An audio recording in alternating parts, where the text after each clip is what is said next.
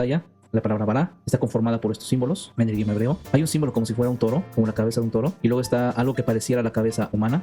El pictograma, que es como una G acostada, es una imagen de una casa de campaña, una tienda de campaña. Y también representa a la familia que reside dentro de esa tienda de campaña. La combinación de la cabeza humana junto con la tienda de campaña significa familia de líderes o familia de jefes. Y estos tres símbolos juntos tendrían una representación en donde se informa de que existe un tipo de alimento tanto como para el hombre como para el ganado. Por esa razón, el contexto de esta palabra nos informa como rellenar el granero, porque esto era usado para alimentar al humano y para alimentar al ganado. Todo junto se refiere a rellenar, ya sea que rellenes el granero o con ese mismo grano críes el ganado, y el ganado sería engordado. Entonces la palabra Bará tiene que ver más en el contexto de crianza que en el contexto de crear. No tiene que ver con el contexto creacionista, sino con el contexto de crianza. Ahora bien, ya que vimos esta sección de la palabra Bará, criar, Berosh y Rosh, podemos hacer una pregunta. ¿Qué nos dice? ¿Qué nos informa estas tres palabras juntas? ¿Qué nos quiere dar a entender? Ya lo habíamos dicho antes, esto nos podría estar informando como un encabezamiento o un emprendimiento, y en una de las referencias o traducciones que se han hecho con base a estos estudios, lo ponemos como en la primera restauración emprendida. ¿Por qué razón es así? Porque la palabra Rosh y Berosh tienen que ver como algo primero, encabezado, pero encabezamiento también, emprendimiento. Pero todo esto está bajo el contexto de la restauración de las cosas. Por eso es que lo tradujimos como en la primera restauración emprendida. No necesariamente tiene que ser así, pero esta es una referencia que vimos para poder entender más o menos el contexto de la palabra Bereshit. Algunas de las formas en que podemos traducir Bereshit es en el primer planteamiento, en la primera directiva, en lo primeramente establecido, en el primer emprendimiento criado, en el primer emprendimiento, en el primer reparo planteado o el primer resultado generado, que también se considera como primicia, o en la primera restauración emprendida según el contexto de todo el texto o el escrito antiguo, por lo menos del capítulo 1 y del capítulo 2. Y ahora vamos a ver por qué razón desde el idioma hebreo Bereshit se tradujo al idioma griego como Génesis.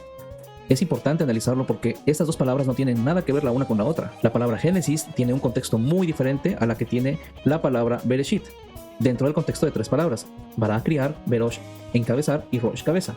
La palabra Génesis no tiene nada que ver con ese contexto, pero hay una razón del por qué le pusieron así. Aquí en su pantalla podemos ver lo siguiente.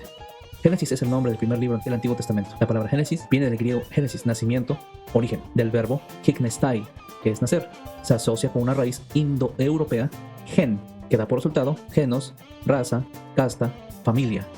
Y ahí proviene la palabra genética, genoma, epigenoma, transgénico, andrógeno, criógeno, endógeno, etc. Esta raíz está presente también en el latín genus, origen o linaje. Y de ahí vienen las palabras género, general, gente, progenitor, genocidio, congénere, progenie, genio, indígena, alienígena, genital, germen, cognación, regenerar, degenerar, ingenio, etc. Si quieres ver el significado de cada palabra, lo puedes ir a tu diccionario y lo puedes verificar.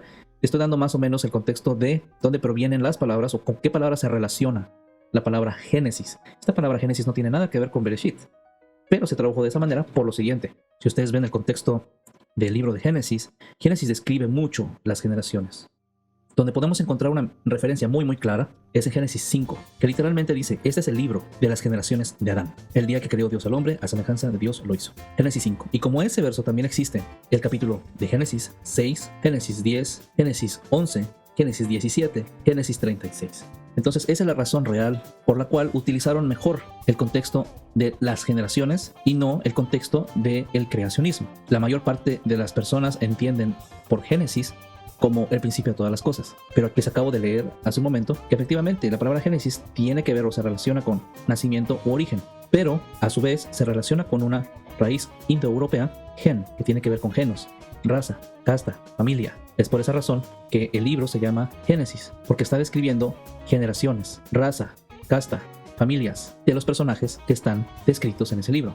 Es correcto decir origen, pero no origen de cualquier cosa, sino nacimiento. Tiene que ver 100% con nacimiento, con familia, con genética, con genoma. Entonces se llama Génesis porque está describiendo el origen de los linajes, de las familias, de las castas, de las razas. Entonces, ¿qué relación tiene la palabra Génesis con Bereshit? Aquí es donde podemos ver entonces el por qué razón la palabra Bereshit la traducen como en el principio. como si quisieran describir el origen de las cosas en un principio, pero la palabra Bereshit no significa en el principio, y la palabra Génesis para el caso está describiendo el origen de las razas, está describiendo el origen de las familias, de las generaciones. Entonces la palabra Bereshit la describen como en el principio por causa del contexto del título Génesis, y también un poco porque la palabra Bereshit tiene que ver también con primicias, pero no necesariamente significa primicias, sino como algo primeramente encaminado, algo primeramente emprendido, algo primeramente planeado, y no como en el principio, en el contexto del origen del universo. Entonces debemos dejar muy claro que el Bereshit, ni en su contexto como palabra, ni en su contexto como libro, se refiere al origen del universo. No está describiendo el origen del universo. Entonces aquí tenemos que resaltar algo muy importante. El título Bereshit lo traducen como Génesis. Ya dijimos que Génesis es generaciones, familias, etc. Y esa misma palabra Bereshit en la primer palabra del texto aparece como en el principio. Ahí tenemos los dos primeros lugares donde aparece la palabra Bereshit,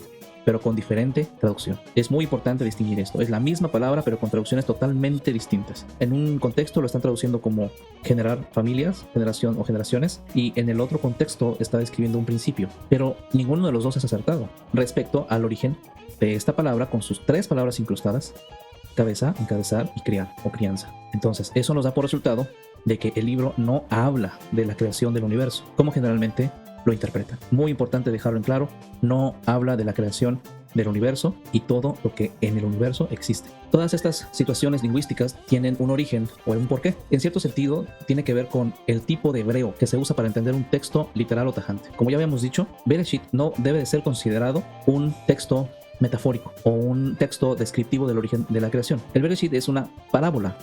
Tenemos que ver la palabra parábola, que tiene que ver con lanzar, enfatizar con fuerza, encerrar algo en un contexto. Básicamente la parábola no es ficción. La parábola es algo comparativo importante.